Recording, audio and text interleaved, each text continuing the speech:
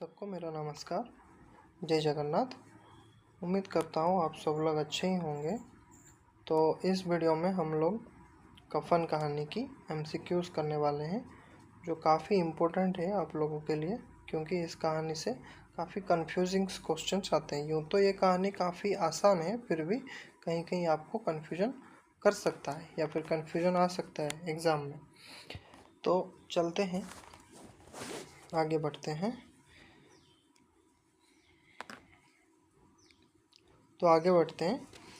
कहानी के रचनाकार कौन है? यहाँ पे रचनाकर हो गया है, रचनाकार। कहानी के रचनाकार कौन है? तो जानते हैं हम, प्रेमचंद जी। कफन कहानी का प्रकाशन वर्ष कौन सा है? प्रकाशन वर्ष 1936 है। और इसका जो मूल रूप है उर्दू में, वो 1935 को प्रकाशित हुआ था। कफन कहानी किस पत्रिका में प्रकाशित हुआ था? तो कफन कहानी चांद पत्रिका में प्रकाशित हुआ था। कफन कहानी का मूल रूप किस भाषा की है? कफन कहानी का मूल रूप उर्दू भाषा की है, और ये 1935 में ये प्रकाशन हुआ था, उर्दू वाला। उसके बाद आगे चलते हैं। कहानी के प्रारंभ में दोनों बाप बेटे कहाँ पे बैठे थे? दोनों बाप बेटे कहाँ पे बैठे थे? घर पर, झोपड़ी के द्वार पर, बुधिया के पास, इनमें से कोई भी नहीं। तो दोनों बाप बेटे झोपड़ी के द्वार पर बैठे थे। वहाँ पे वो आलू भूनकर, अलाव के सामने आलू भूनकर खा रहे थे। उसके बाद आगे चलते हैं। उनके सामने अलाव कैसी अवस्था में था? ये आपके लिए एक इम्पोर्टेंट क्वेश्चन है। जलती हुई, बुझी हुई, आधी जली हुई, या फिर इनमें से कोई नहीं। तो उनके सामने अलाव बुझी हुई अवस्था में था, मतलब ये बुझी हुई अवस्था में था, बुझ गया था। अंगारों के ऊपर वो लोग आलू भूनकर खा रहे थे। उसके बाद बेटे की जवान बीबी का नाम क्या था? बेटे की जवान बीबी का नाम बुधिया था। तो यहाँ पे जब किरदारों के ऊपर क्वेश्चन आता है, पात्र के ऊपर क्वेश्चन आता है, तो कभी कभी ये ऐसे क्वेश्चन आपको देते हैं। बुधिया, मुन्नी, मधुलिका, ये सब आपको क्वेश्चन देते हैं। मुन्नी, मुन्नी कहाँ पे? मुन्नी पूस की रात में है। मधुलिका, मधुलिका शायद आपका जो पुरस्कार कहानी में जयशंकर प्रसाद जी का, वहाँ पे है। तो जब भी ऐसा क्वेश्चन आएगा, अलग अलग किरदारों का नाम दिया होगा, स्त्री किरदारों का, वहाँ पे आपको याद करना है कि ये किरदार किस कहानी से आते हैं। उसके बाद आगे चलते हैं। वो क्यों चिल्ला रही थी? जो बुधिया थी वो क्यों चिल्ला रही थी? क्योंकि उसकी प्रसव वेदना की वजह से वो चिल्ला रही थी। माधव और घिसू में क्या संबंध था? माधव दोनों दोस्त थे, दोनों बाप बेटे थे, शत्रु थे, इनमें से कोई नहीं। तो दोनों बाप बेटे थे। माधव किसकी मरने की ख्वाहिश लिए बैठा था? माधव बुधिया की मरने की ख्वाहिश लिए बैठा था। घिसू ने किसे बेदर्द कहा? घिसू ने ठाकुर को, जमींदार को, पड़ोसी को, या फिर माधव को? घिसू ने माधव को बेदर्द कहा। घिसू एक दिन काम करता तो कितने दिन आराम करता? ये मैंने पढ़ाते हुए आपको बोला था कि इस सेक्शन से आपको क्वेश्चन आ सकता है, इस पैराग्राफ से आपको क्वेश्चन आ सकता है। तो इसका आंसर है, घिसू एक दिन काम करता तो कितने दिन आराम करता? 2 दिन, 3 दिन, 1 दिन या 10 दिन? यहाँ पे 3 दिन। घिसू एक दिन काम करता तो 3 दिन आराम करता। माधव आधे घंटे काम करने के बाद क्या करता? माधव आधे घंटे काम करने के बाद घंटे भर चिलम पीता। ये आपको याद रखना है, घंटे भर चिलम पीता। माधव में बाप बेटे को गांव में बाप बेटे को कोई काम क्यों नहीं देता? वे आलसी थे, वे मुंहखोर थे, वे चोर थे, वे बदमाश थे। क्योंकि उनको क्यों काम नहीं देता? क्योंकि वो लोग आलसी थे। ये आपको याद रखना है। मुंहखोर भी हो सकता है, लेकिन मुंहखोर वो तब हुए जब बुधिया आई, उससे पहले वो दोनों आलसी थे। ये आपको, ये कंफ्यूजिंग आपको मल्टीपल चॉइस ऑप्शंस देगा। तो इसी वजह से मैंने बोला था अच्छे से पढ़िए कहानी को। घर में क्या होने पर भी वे काम पर नहीं जाते थे? मुट्ठी भर अनाज, थोड़ा दाल, बेचने के लिए लकड़ी, इनमें से कोई नहीं। तो घर में अगर मुट्ठी भर भी अनाज होता तो वो लोग काम पे नहीं जाते, मारे मारे फिरते। कौन पेड़ पर चढ़कर लकड़ी काट लाता था? ये मैंने पढ़ाते समय बोला था, ये क्वेश्चन आएगा आपको। घिसू, याद रखिए, घिसू लकड़ी काटता था और माधव जाके उसको बाजार से बेच कर लाता था। उनके घर में संपत्ति के नाम पर क्या बचा था? एक घर, दो चार बर्तन, दो तीन गिलास, चार पांच कपड़े। तो उनके पास दो चार बर्तन ही बचे हुए थे। माधव और घिसू के पास साधु की कौन सी प्रवृत्ति पाई जाती थी? तो उनके अनेक जगहों पर घूमने का, मंत्र जाप करने का, उपदेश देने का, या फिर संतोष और धैर्य का, ये उनकी प्रवृत्ति पाई जाती थी। बाप बेटे दोनों ने कैसे अपने नग्नता को छुपाया था? चिथड़ों से, छोटे छोटे चिथड़ों से उनके नग्नता को छुपाया था। खाने के लिए वो क्या उखाड़ लाते? गन्ने के पेड़, मूंगफली, मटर और आलू, शकंदर और गाजर। तो मटर और आलू वो उखाड़ के लाते थे। तो नेक्स्ट क्वेश्चन है, चूसने के लिए वो कितने ऊख उखाड़ लाते? यहाँ पे होगा ऊख उखाड़ लाते। ऊख उखाड़ लाते। चूसने के लिए वो कितने ऊख उखाड़ लाते? 1 2 3 4 6 7 10 5। तो वो चूसने के लिए 10-5 ऊख उखाड़ लाते। आगे बढ़ते हैं। कहानी के अनुसार घिसू की उम्र कितनी बताई गई है? कहानी के अनुसार घिसू की उम्र 30, 40, 80 या फिर 60। तो कहानी के अनुसार घिसू की उम्र 60 साल बताई गई है। वे लोग अलाव के सामने बैठकर क्या भून रहे थे? तो वे लोग भून रहे थे, यहाँ पे टाइपिंग मिस्टेक हुआ है।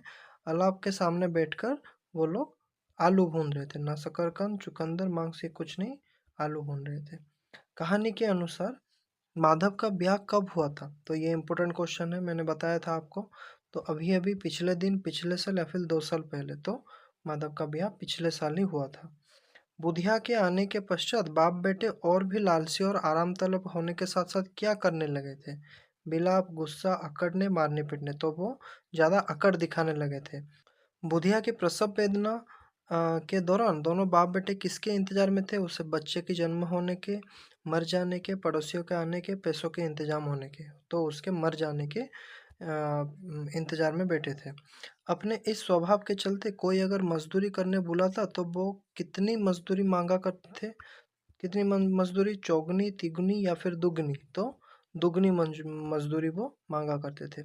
माधव क्यों घिसू को छोड़कर कोठरी में नहीं गया? क्योंकि घिसू आलू लेकर भाग जाएगा, आलू का एक बड़ा ही भाग खा लेगा, घिसू उसको डांटेगा या फिर कोई नहीं। तो वो इसलिए नहीं जाता कि घिसू आलू का एक बड़ा भाग खा लेता अगर वो जाएगा तो। घिसू की औरत मरने पर वो कितने दिन तक उसके पास रहा? 1 दिन, 3 दिन, 10 दिन या फिर 4 दिन? तो 3 दिन उसके पास बैठा रहा था कहानी के अनुसार। उसे तन की सुध भी तो ना होगी, ये कथन किसका है? घिसू, माधव, ठाकुर या फिर बुधिया? तो ये कथन घिसू का है, जब माधव घिसू को बोलता है कि तुम जाकर देख के रहो। कहानी के अनुसार कौन किसानों से ज्यादा विचारवान था? घिसू, माधव, बुधिया या फिर ठाकुर? तो घिसू ज्यादा विचारवान था, क्योंकि घिसू सोचता था कि किसान भी तो वही परिश्रम करके फटेहाल में अवस्था में रहते हैं और मैं भी वही बिना परिश्रम करके फटेहाल में रहता हूँ, लेकिन किसानों का ज़्यादातर शोषण होता रहता है, तो मैं काफ़ी अच्छे हालत में हूँ, उनसे तो बेहतर ही हालत में हूँ। इसीलिए घिसू को कहानी में विचारवान कहा गया है। घिसू किस मंडली में शामिल हो गया था? किसानों के विचार शून्य मंडली, बैठकबाजों के कुत्सित मंडली, विचारधार वाला मंडली या फिर उपयुक्त सभी? तो घिसू बैठकबाजों के कुत्सित मंडली में शामिल हो चला था अपने विचार के अनुसार। कौन सोचता था कि बेवजह उसके सरलता, निडरता का दूसरे फायदा नहीं उठा पा रहे थे? घिसू, माधव, बुधिया या फिर ठाकुर? तो घिसू सोचता था, क्यों? इसीलिए उसको विचारवान कहानी में कहा गया है। घिसू और माधव आलू निकाल कर कैसे खाने लगे? प्लेट में डाल के, ठंडा करके, जलते जलते, अपने पानी डाल के। तो वो जलते जलते खाने लगे। इसी समय जब वो खा रहे थे, जलने के, तालू और जबान जलने की वजह से उनके आंखों से आंसू भी निकल रहा था। अगले क्वेश्चन, घिसू को आलू खाते वक्त किसकी बारात की याद आई थी? माधव की, खुद की, ठाकुर की या फिर जमींदार की? तो ठाकुर की बारात की याद उसे आई थी। वो उस बारात पर कितने साल पहले गया था? 20 साल, 30 साल, 15 साल या फिर 10 साल? तो वो 20 साल पहले उस बारात में गया हुआ था। बारात के भोज में कितने तरह के सूखे साग थे? 2, 1, 4 या फिर 3? तो 3 तरह के सूखे साग थे। मुँह धोने के बाद उन्हें क्या मिला? मुँह ये मैंने बताया था, ये इम्पोर्टेंट है।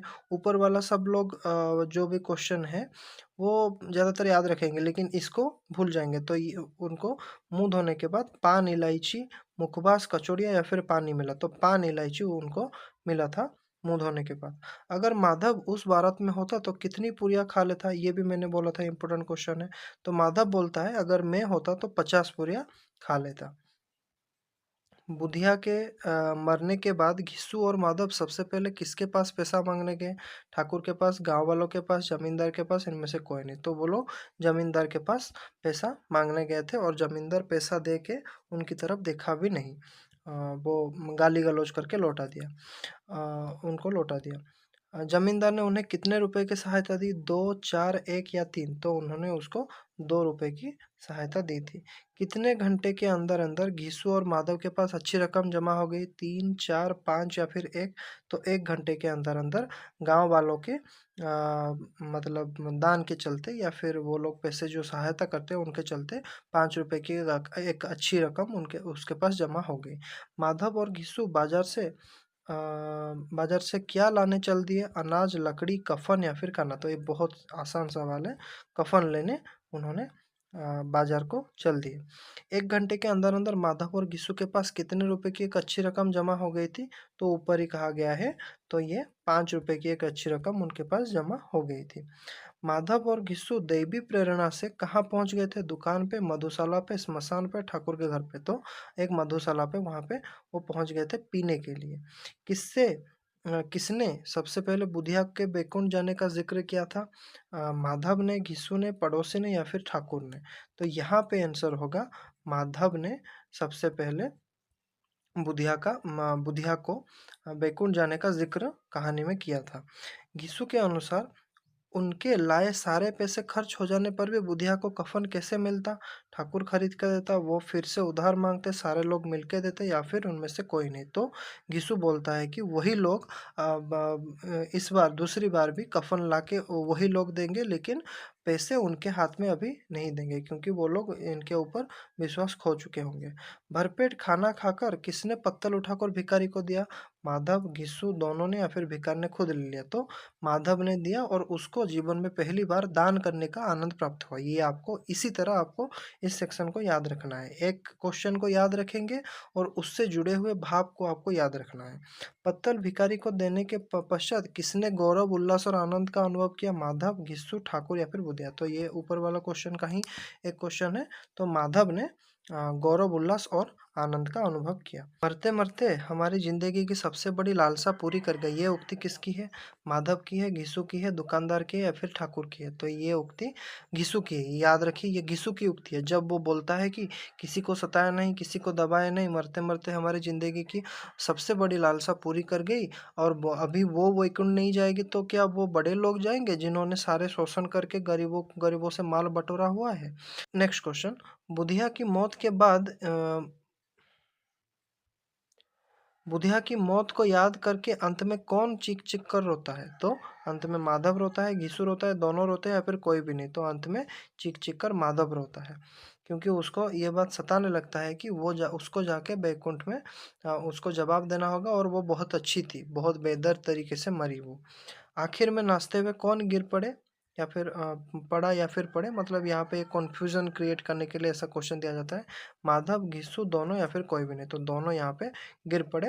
वही वहाँ पे गिर पड़ते हैं और कहानी समाप्त हो जाता है। इसके बाद और भी कुछ क्वेश्चंस रह गए हैं, उसका मैं और एक मतलब मिक्स मॉक टेस्ट आपके लिए लेके आऊँगा। तो आज के वीडियो के लिए इतना ही था। अच्छे से पढ़ते रहिए। आप लोगों को धन्यवाद।